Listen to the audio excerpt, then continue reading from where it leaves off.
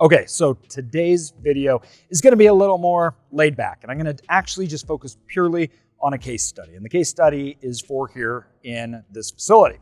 Now, this facility was very unique. When we went to buy this facility, it was actually being put up at auction. And it created a unique scenario because it was the state that owned it. That's not really what's important. What's important is how we understood if it was going to be a good deal or a bad deal and what had to happen. Now, even though it was in an auction, it was not going for cheap. There was a lot of competition. REITs, all the big boys, we have people flying in from all over to buy this facility. Now, the valuation that the auction put on the facility was based upon an appraisal that was done, okay? Just over 75,000 square feet. It stretches long, but it's made out of really good material. It's made out of these cinder blocks, which we liked. The reason we liked that is because it preserves the quality of the facility. That is lower capital expenditures that we needed to have done.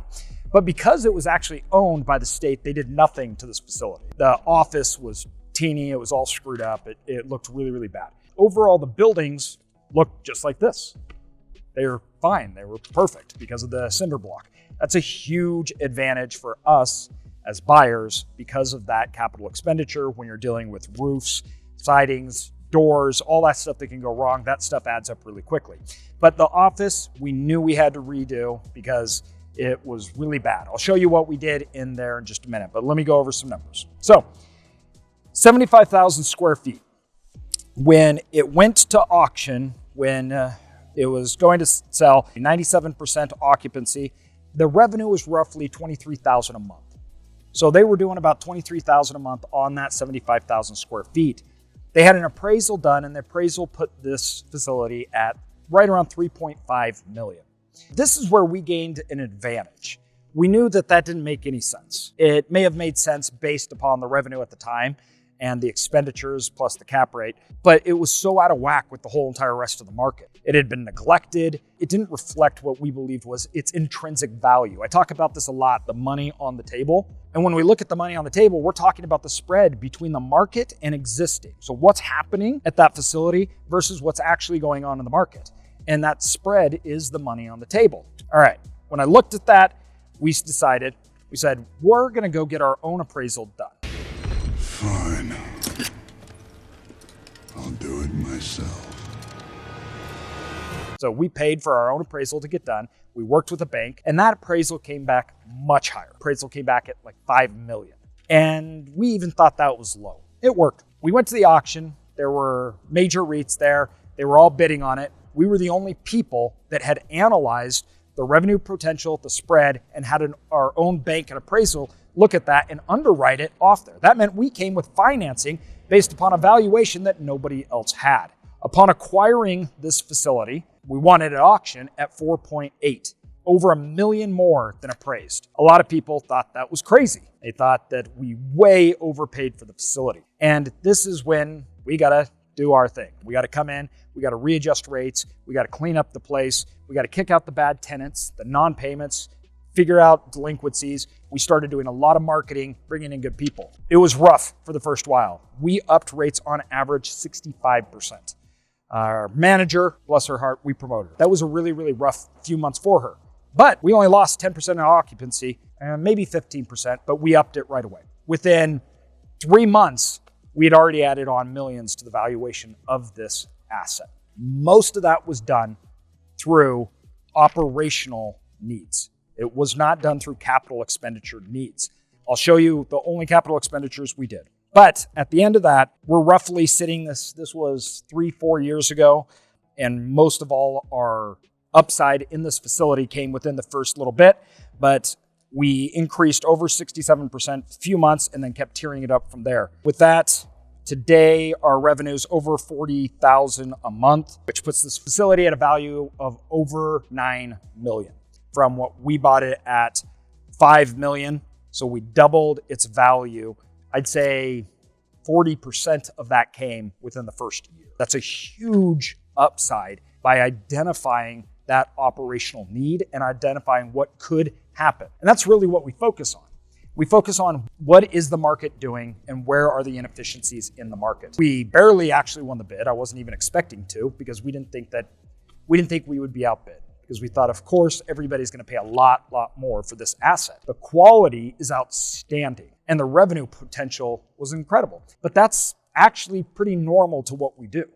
We find assets who, operationally speaking, are missing the mark. We improve them, therefore improving the revenue. The cap rate or value is based upon that revenue, and it's that potential where we make the money. We refinance it, put it into a non-recourse loan, meaning we got rid of all our liability, personal liability on the asset. We took out millions and we redeployed those millions into more assets. That's our compounding rate of return that we're talking about and that we're trying to get. Great facility. It's worked out awesome.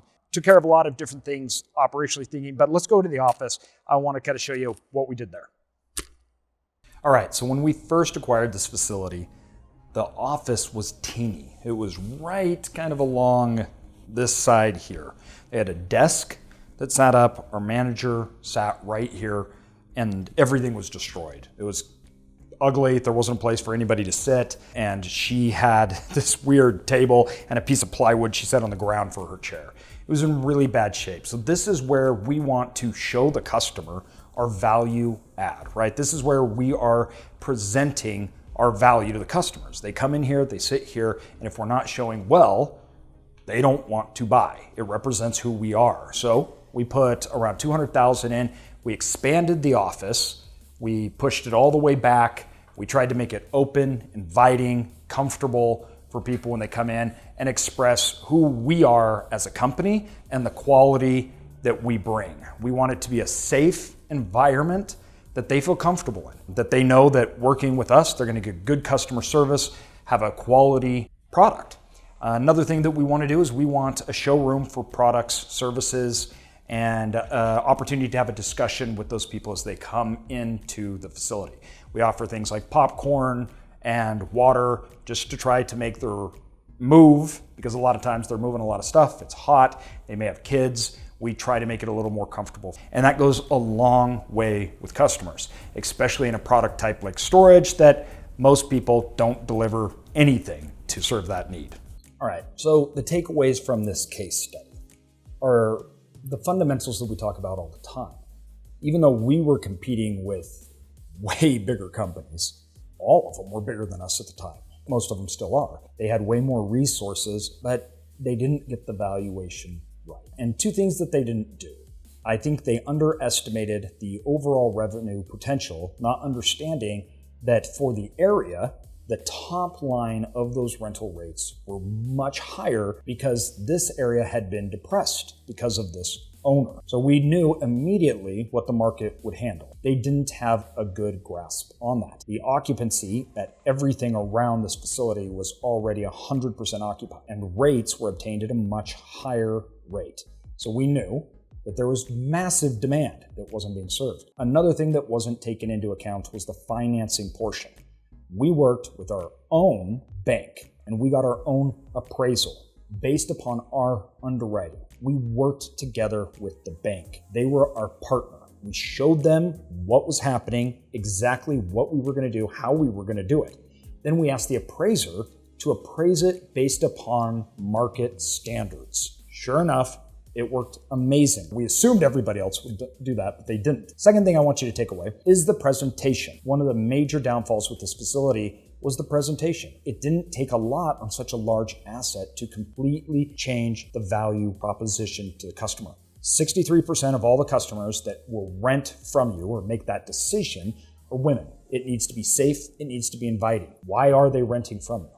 So those first two things are really important. The third thing was that strategy, that plan. How are we going to execute this? What are we going to do with delinquents? How are we going to clean this up? When are we going to give those rate increases? And this becomes another conversation. We knew that we could do this over time or immediately, but the gap was so large, we said, let's rip the Band-Aid off. Let's do it immediately. Let's do it all at once. And our team prepared for that. We didn't change the name until after we did that. So we wanted to wait till our brand was on it till it was done. So you got to have a plan. You got to have a strategy. We implemented our policies, our procedures. We cleaned it up. We got bad tenants out. We got rid of delinquencies. We upped rates. And then we got the good tenants, the tenants we wanted. Our desired customer went and got them through a marketing campaign into our facility. This happened fast, and we executed on it very, very quickly. So we were well prepared going into buying this asset, and we executed really, really well. And the end product, I believe, speaks for itself. So when you're looking at facilities, it's important to get very deep in the weeds. You need to have your underwriting pinned down. You need to understand the market, and you need to make sure you have a strategy so you're comfortable taking it over, but you really understand the value. All right, so I hope you guys liked this case study. I hope this was good information and it's helping you out. Please like and subscribe. That is our currency on this channel. So help me out, let other people know about it, and we keep wanting to bring good information to you so you can improve and get in this amazing game. Thanks, everybody.